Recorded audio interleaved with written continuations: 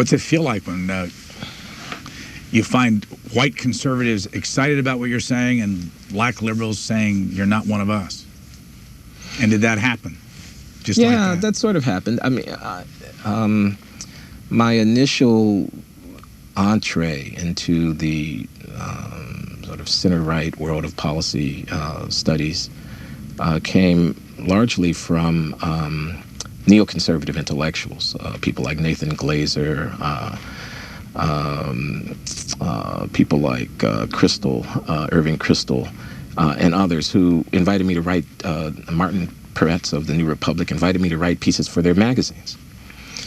And it feels good, of course, to be invited to write pieces for people's magazines. To be invited to a state dinner at the White House, as I was in 1985, because certain people on the White House staff had noticed my my work. That's pretty exciting. To be vilified, called Uncle Tom, sellout, a lackey of the right, that doesn't feel good. It makes one mad. So I found myself upset and reacting defensively to attacks from blacks and others who thought that my writing was politically dangerous. And I found myself really gratified and exhilarated to a certain degree at the opportunities that were opening for me as I was becoming more popular on the right. Do white people that you've come close to in the conservative movement care about race? I fear that I would be engaging in a stereotype if I were to say yes or no to that question categorically. Which is what's your book's all about. I do talk a lot about stereotypes in the book. So white conservatives are varied. And I do mean this genuinely in their reaction to the race issue. Many, I think, don't care much about race. It is a problem to be managed. But there are some. I served for some years, for example, on the board of directors of the Prison Fellowship Ministries, which Charles Colson, the former Nixon aide and Watergate figure, directs. And these are conservatives, there's no doubt about that. Most of the people on that board were conservative, but they cared a great deal about race, both within their own organization and more broadly in the society, because after all, prisons are very substantially non-white places. It would have been quite wrong to say that those white conservatives didn't care about race, but there are others. And when I look at the sort of overarching structure of conservatism in the United States, I'm inclined to say that race is not something that people care deeply about. Do white liberals care about race? Fair question, too. Okay, so everybody is using everybody. That's kind of the going-in assumption, right? People have their own agendas. Race is a factor in American public life. That one can advance one's agenda by playing the race issue this way or that is something that both liberals and conservatives are I suppose, guilty of. But, again, without getting into a stereotype, I'm inclined to say that on the whole, when I look at liberalism as a political force in American life, it has cared a great deal about trying to do the right thing on the race question. It hasn't always done the right thing, one might argue, but I'd say, yeah, they care. But when you're inside these groups, I mean, did you notice the way people would deal with you, on a personal basis?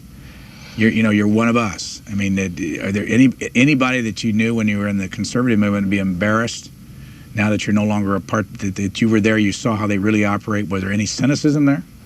Were they using you at any point? Were you using them at any point? Yes, everybody's using everybody, right?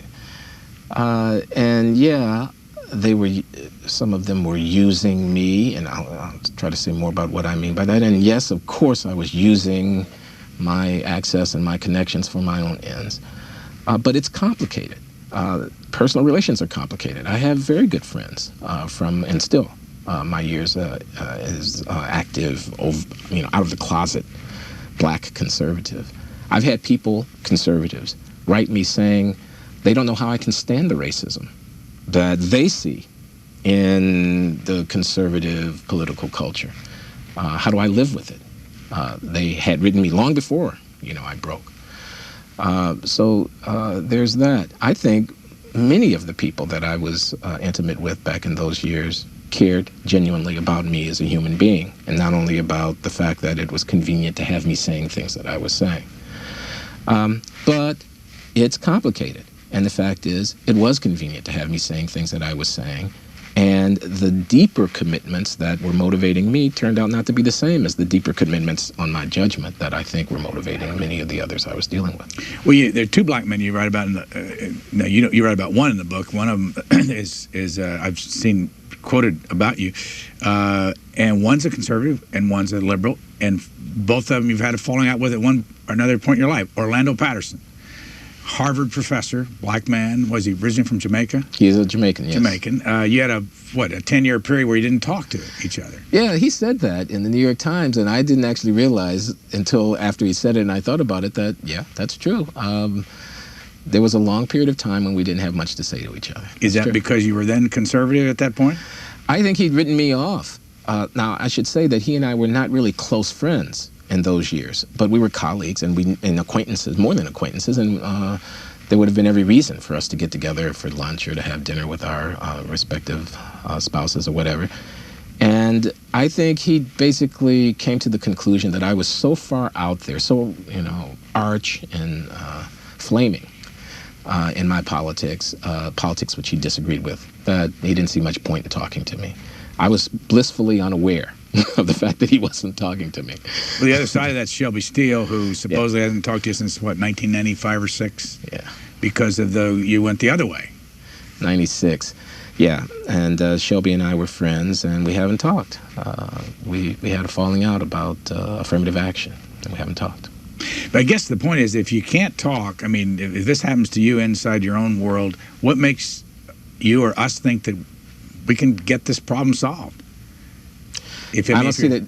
Yeah. If there's a falling out over just your own views in these different communities and people won't talk to you anymore, what's going on here? Well, some measure of the difficulty of the problem. I don't think we have any alternative but to try to work on it. But I think that the heat of controversy can put a lot of strain on personal relations because there are issues of trust. And I think in the case with Shelby Steele,